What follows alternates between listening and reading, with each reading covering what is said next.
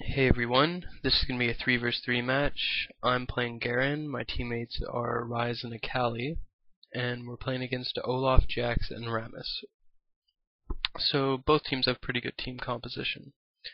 Unfortunately, I didn't get to record the first team fight at level 1, but we got one kill and none of us died. I got an assist, which actually allowed me to go to base and pick up a vision ward. This is very important. If you get a kill or you get an assist and you have time to go back to base, do it. It's worth it because if you get a kill, you can afford boots, and if you get an assist, you can afford a vision ward. So that's just a little tip for you guys in case you didn't know that.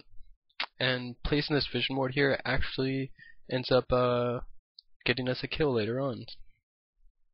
So nothing's really been happening in the top lane, but this is the kill that I was telling you about. You can see that Olaf went to get Lizard, and if I didn't put the vision ward there, my team wouldn't be aware of it. So my team goes to attack, and I go to cut him off. And you'll see that we actually get a kill because of that little vision ward that only cost 90 gold, all because I went to the base and picked up a vision ward after I got an assist. So you can see that little things like that really do give you an advantage in a game. Unfortunately for this Jax, Jax is one of my mains, so I know a lot about him, and I know that he's weak early, so I took advantage of that and just dominated him the whole lane. Here, Rammus comes in for a gank, but Rammus just has no idea how powerful I really am at this point. And so Jax tries to run away, but with my Ghost and Decisive Strike, he really just doesn't have a chance. And here, I really want to turret dive Rammus. I was really keen on that, so I go around, and I'm pretty sure I was going to get him here. Looks like I'm going to get him, but unfortunately for whatever reason, Olaf is just sitting in the brush. I guess he just knew I was going to do that, so he tried to kill me. Here I'm level 6 with my ultimate, and I could turret dive Rammus if I wanted to. But with Olaf there, chances are that I would die.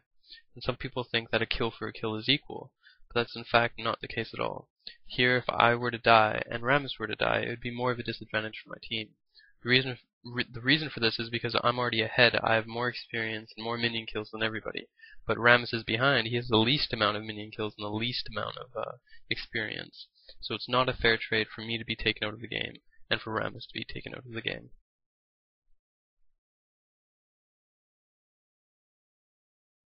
Here I'm just last hitting minions. It's important to note that the enemy creep waves are pushing my tower, and this really isn't a coincidence. I purposely last hit so that I can control the enemy creep waves and force them further up the lane. This puts the enemy at a disadvantage because he has to play further up the lane, and it makes him more susceptible to ganks. Here, Akali actually was going to gank Jax, but unfortunately just by sheer dumb luck, Jax found Akali. So Akali's in trouble here and gets killed. Ryze goes in to try and save her, but ends up getting in trouble himself. So I have to run in there and save him. At this point, all I'm trying to do is get one kill. I'm just trying to lay my ultimate down on Jax and then get out of there. So I lay my ultimate down, and then I realize that I can probably take both of these guys. Unfortunately, Ryze comes in and he thinks that his Ghost will be good enough. But what he doesn't realize is that Olaf has a speed buff. He actually has the jungle speed buff, so Olaf with his speed buff and his Ghost was able to just run around and kill Ryze. What would have been a better strategy and what people should do is if your tank is ever in trouble, let him take a bit of damage first. Let him get to like half HP if he's outputting a lot of damage, because then if he can get the enemy at half HP as well, because that's what would have happened. They would have focused me thinking that they could kill me because they outnumber me, and they would have kept attacking me, and I would have kept attacking them, and then we all would have been around like half HP or so, and that's when Ryze should have jumped in and nuked one of them and finished them off. Unfortunately, he kind of got a bit overzealous and ran in there, and he thought that his Ghost would save him, but he didn't expect Olaf to have that speed buff. Here I realize that the enemy Rammus is all by himself in the bottom lane, and he's against two of my teammates. I also know that Olaf is jungling. Realizing this, it dawned on me that it was a perfect opportunity to turret dive him. So this is a great strategy if you want to turret dive someone. If someone's defending the lane 2 vs 1 and it's past level 6 and you're kind of a tank character, perfect opportunity for a turret dive. So here we go to turret dive. What I didn't really like was how Akali decided to attack first. I thought that I should have attacked first because I could have absorbed more damage since I'm the tank. But I mean, it's debatable. But I really think it would have been the better idea. So we end up getting the kill here. But unfortunately, since Akali attacked first and lost so much HP, she ends up getting killed by Jax. That's not that big of a deal though, because I mean, Jax kind of committed suicide on that one. So I end up picking up another kill, and I'm just getting stronger and stronger. So I didn't really mind that much.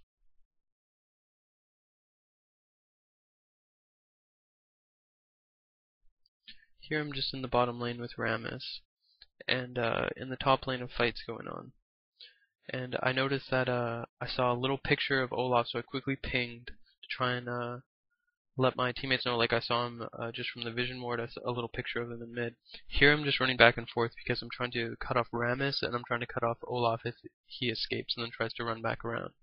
At that point, there was no way if I ran in that I could catch Olaf, so my main concern was just cutting off mid in case Rammus tried to come up that way, or in case Olaf got away and then tried to run around through mid.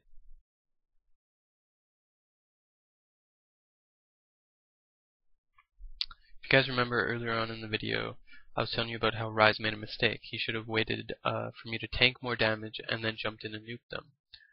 What's coming up here is a perfect example of what I was talking about. It's going to be 2 versus 1, but I realized that my teammates are close by, so that although it's a disadvantage at first, soon it will turn into an advantage. This is how you should tank with 2 squishy allies like Akali and Ryze as teammates. So here I'm just going to take all the damage. They even waste an exhaust on me that could have been used on Akali. And then after I take all the damage, I use my ghost and I run out of there. So I took all the damage, and then I allowed my teammates to jump on them. And that's how it should be done. This next clip goes out to anyone who hates Rammus and that one skill of his that makes it so easy to catch up to you and so easy to escape. Here he's attacking our vision ward, so my teammates go to attack him. He thinks he's gotten away, but boom, he gets owned. It's just a matter of time now before he dies. What's actually pretty funny here is that if you notice, I get the kill, but I'm not attacking him. It's the first time that's ever happened. I got a kill just from my Sunfire cape, which I thought was pretty lucky and also pretty funny.